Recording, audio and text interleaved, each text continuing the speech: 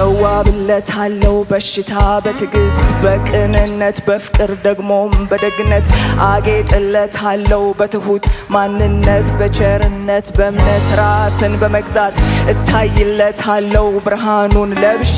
በየቀን ዕለቱ በኃይሉ ታድሼ እሽቀረቀራለሁ ባስተማረኝ ሕይወት በሞላብኝ ጸጋ በሰጠኝ ማንነት እገኝለታለሁ በፈለገው ቦታ በፈለገው መንገድ ለራሱ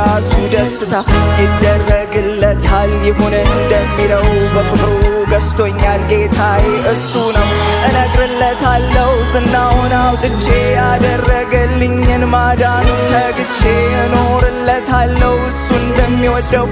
የሞተላቸውን እወድለታለሁ